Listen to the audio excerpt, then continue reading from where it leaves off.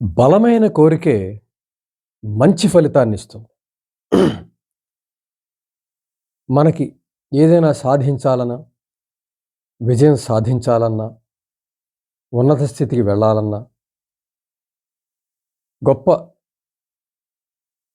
అనుకున్న స్థితికి చేరాలన్నా, మనకి కోరిక ఉండాలి. దానికి సంబంధించి బలమైనటువంటి కోరిక ఉండాలి, ఆసక్తి ఉండాలి.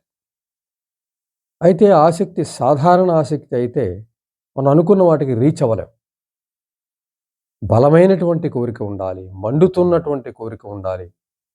అది మనల్ని నిలబడనివ్వకూడదు, పడుకోనివ్వకూడదు. మెలకువలోను, నిద్రలోను అది జ్వలిస్తూనే ఉండాలి.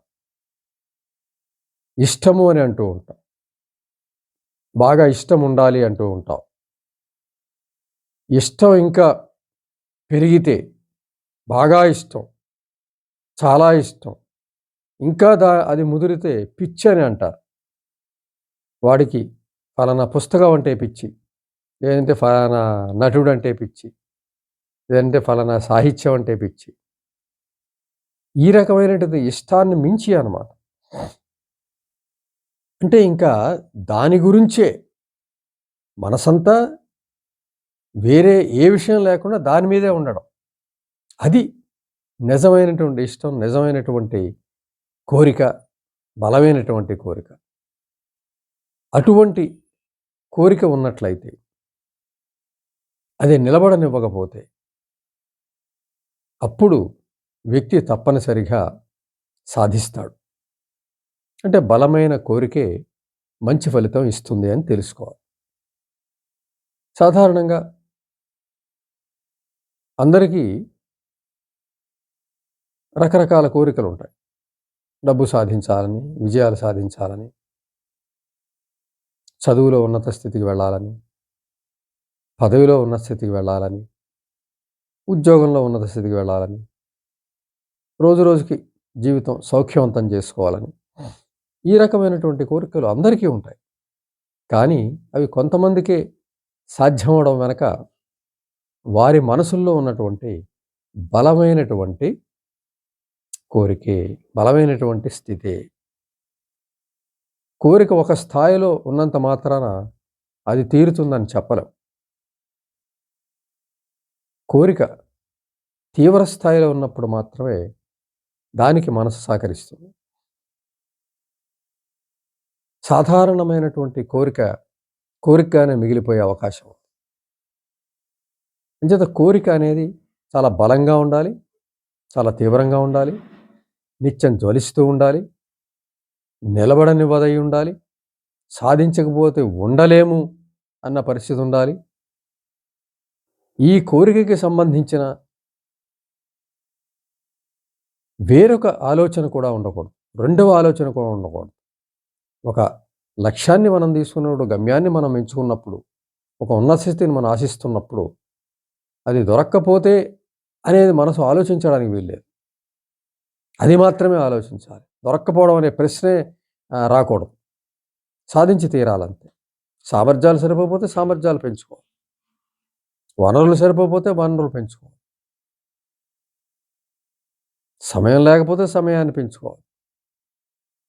ఏది తక్కువైతే దాన్ని పెంచుకోవాలి. కానీ దాని మీదే మనసు ఉండాలి. ఏ పని చేసినా ఆ కోరికకి సంబంధించే ఉండాలి. అంత బలంగా కోరిక ఉన్నప్పుడు మానసికమైనటువంటి శక్తులు కూడా మేలుకుంటాయి, బలోపేతం అవుతాయి. వ్యక్తి దేన్ని ఆశిస్తున్నాడో బలంగా, తీవ్రంగా, దాని వైపుకి మానసిక శక్తులు కూడా వెళ్ళే అవకాశం ఖచ్చితంగా ఉంది. అంత తీవ్రమైనటువంటి అంటే ఒక లెక్క మనము చేస్తున్నప్పుడు అన్ని స్టెప్స్ మనం కరెక్ట్‌గా వేస్తే ఆన్సర్ వస్తుంది. మనకి ఆన్సర్ రాలేదు అంటే పైన వేసిన స్టెప్స్‌లో ఎక్కడైనా తప్పు ఉండొచ్చు. పైన ఎక్కడైనా పొరపాటు ఉండొచ్చు. మళ్ళీ ఒకసారి వెనక్కి వెళ్తే మనకి ఆ పొరపాటు తెలుస్తుంది. అక్కడ దిద్దుకుంటూ వచ్చినట్లయితే చివరికి ఆన్సర్ వస్తుంది. నేను లెక్క బాగా చేశాను, ఆన్సర్ రాలేదు అంటే అది కుదరదు కదా! నువ్వు లెక్క బాగా చేశాననడానికి సాక్ష్యమే ఆన్సర్. సరైన సమాధానం. అంచేత ఎప్పుడైతే కోరిక తీరలేదో దానికి సంబంధించి అంతకుముందు బలంలో, శక్తిలో పొరపాటు ఉన్నట్టుగానే మనం గ్రహించాలి. ఇప్పుడు చెక్ చేసుకుంటూ ఉండాలి. ఒక బలమైన కోరిక మనం పెట్టుకున్నప్పుడు, ఒక ఉన్నత స్థితిని మనం ఆశిస్తున్నప్పుడు, ఒక గౌరవాన్నో, ఒక హోదానో, సంపదనో మనం ఆశిస్తున్నప్పుడు, ఫలితం వచ్చేంత తీవ్ర స్థాయిలో కోరిక ఉండాలి. అది జ్వలిస్తూ ఉండాలి. బర్నింగ్ డిజైర్‌గా ఉండాలి. అలా ఉన్నట్లయితే ఆ కోరికకి సంబంధించి మనసులో అంత తీవ్రంగా ఉన్నట్లయితే మనసు మరో ఆలోచనని తీసుకోదు. మరో ఆలోచనని ప్రాధాన్యతలోకి తీసుకోదు. ఎక్కడ ఏం చేసినా దీనికోసం ఏం చేయాలి? ఈ ఈ వ్యక్తికి ఏదైనా వ్యక్తి కలిస్తే ఆ వ్యక్తి మనకి ఈ లక్ష్యానికి ఉపయోగిస్తాడా? సహాయం చేస్తాడా? ఏమైనా సలహా ఇస్తాడా? ఏదైనా ఒక పరిస్థితిలో ఈ పరిస్థితి మనం దానికి అనుగుణంగా ఏమన్నా మార్చుకోగలమా? ఎక్కడికెళ్ళినా ఏం చేసినా సరే, ఆ లక్ష్యం మీదే, ఆ కోరిక మీదే ఆలోచన వస్తూ ఉంటుంది. అలా రావాలి.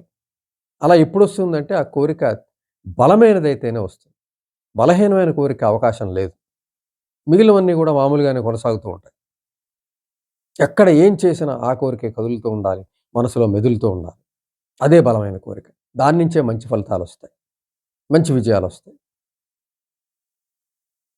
ఏం తిన్నా, ఏం తినకపోయినా, మిగిలిన ఏ కోరిక తీరకపోయినా, ఏదైతే మనం బలమైన కోరిక, ప్రధానమైన కోరికగా పెట్టుకున్నామో, అదే ప్రాథమికంగా మనం భావిస్తున్నాము. రెండో ఆలోచన లేదు. దాని గురించే శ్రమిస్తున్నాము. దాని గురించిన ఆలోచనలో ఆకలుండదు. దాని గురించిన ఆలోచనలో దప్పిక ఉండదు. దాని గురించి ఆలోచనలో విచారం ఉండదు. అటువంటి కోరిక తప్పనిసరిగా తీరే అవకాశం ఉంది. అంత తీవ్రమైన కోరిక పెట్టుకున్న వాళ్ళందరూ మనకి ఈ రోజున కోరిక తీరి వాళ్ళు ఉన్నత స్థితిలో ఉండడం మనం చూస్తాం. వాళ్ళ జీవితాల్ని తరచి చూస్తే వాళ్ళ జీవితంలో వెనక ఉండేటువంటి రహస్యం అది. ఆ తీవ్రమైన కోరికే. ఆ బలమైనటువంటి కోరికే. ఎదురులేనటువంటి ఆలోచనే. ఎక్కడ చూసినా అదే ఆలోచనే. దాన్నే నమ్ముకుని ముందుకు వెళ్ళటం వల్లే వాళ్ళకి ఆ కోరిక తీరే అవకాశం కలిగింది. ఆ ఉన్నత స్థితిని సాధించే అవకాశం కలిగింది. అంచేత ఎప్పుడు పాండవులు వనవాసం చేసిన, అజ్ఞాతవాసం చేసిన, చేయవలసిన చివరి యుద్ధం గురించే వాళ్ళు ప్రతి క్షణం ఆలోచించారు. ఆ యుద్ధంలో ఎలా విజయం సాధించాలి? ప్రతి ప్రతి సన్నివేశాన్ని కూడా దానికి తగ్గట్టుగానే ఆలోచించారు. త్రేతాయుగంలో రాముడు కూడా ప్రతి సన్నివేశాన్ని ఆ వచ్చిన కష్టాన్ని నుంచి ఎలా బయటపడాలి? కలిసిన ప్రతి మనిషిని, ఎదురైన ప్రతి సన్నివేశాన్ని అక్కడ విజయం గురించి ఆలోచించారు. కాబట్టే అవి గొప్ప ఇతిహాసాలయ్యాయి, గొప్ప మార్గదర్శకాలయ్యాయి, ఆదర్శమయ్యాయి. ఆ మనుషులు మనకు ఆదర్శమయ్యారు. అంచేత బలమైనటువంటి కోరికే మంచి ఫలితం ఇస్తుంది అన్నట్లయితే, మంచి ఫలితం రావాలి అంటే బలమైన కోరిక ఉండి తీరాల్సిందే. నాకు కోరికుంది, నాకిష్టం ఉంది, కానీ తీరడం లేదు అన్నది కరెక్ట్ కాదు. నీకు ఎలాగైతే మనం ముందు చెప్పుకున్న ఆన్సర్ రాలేదు, నేను కష్టపడి లెక్క చేశాను అంటే, ఆన్సర్ రాకపోతే ఆ కష్టం సరిపోలేదనే కదా! మరింత కష్టపడాల్సిన అవసరం ఉందనే కదా! పొరపాటు ఎక్కడుందో తెలుసుకోవాల్సిందే కదా! తప్పెక్కడ జరిగిందో తెలుసుకోవాల్సిందే కదా! అంచేత కష్టాన్ని, శ్రమని ఖచ్చితంగా నమ్ముకుని, కోరిక యొక్క బలాన్ని రోజు రోజుకి పెంచుకుంటూ, మరో ఆల్టర్‌నేటివ్ లేకుండా, రెండో ఆలోచన లేకుండా, ఆ లక్ష్యాన్ని పెట్టుకునేటప్పుడే, ఆ గమ్యాన్ని పెట్టుకునేటప్పుడే ఆ విధమైనటువంటి ఆలోచనతో తీసుకోవాలి. అన్ని రకాలుగా ఆలోచించి కోరికని నిర్ణయించుకుంటే, ఆ కోరికని బలోపేతం రోజు రోజుకి చేస్తే, అది నిలబడనివ్వలేకపోతే, జ్వలిస్తూ ఉంటే, వేరే పని లేకుండా ఉంటే, ఆకలేయకపోతే, దప్పికేయకపోతే, ఎక్కడ ఎవరిని కలిసినా ఆ కోరికే మనసులో మెదులుతూ ఉంటే, కళ్ళల్లో కదులుతూ ఉంటే, తప్పనిసరిగా ఆ కోరికకి విజయమే అంతిమ మార్గం అవుతుంది. తప్పనిసరిగా ఆ కోరికకి ఫలితమే మనకి ఎదురవుతుంది. అంచేత సాధారణ కోరికలు ఊరికినే తీరక మనసుని బాధిస్తాయి. దానికి మనం బలం ఇవ్వని కారణంగా అవి బలహీనంగా ఉండిపోయి అవి తీరని కోరికలుగా మిగిలిపోతాయి. అలా కాకుండా ఏదైతే మనం సాధించాలనుకుంటున్నామో అవగాహనతో, పూర్తి అవగాహనతో అర్థం చేసుకొని, ఆ లక్ష్యాన్ని పెట్టుకొని, ఆ కోరికని బలోపేతం చేస్తే, మరో ఆలోచన లేకుండా ఉంటే తప్పనిసరిగా ఆ కోరిక తీరుతుంది. విజయం లభిస్తుంది. ఆనందం లభిస్తుంది. ఆత్మవిశ్వాసం పెరుగుతుంది. జీవితం సుసంపన్నం అవుతుంది.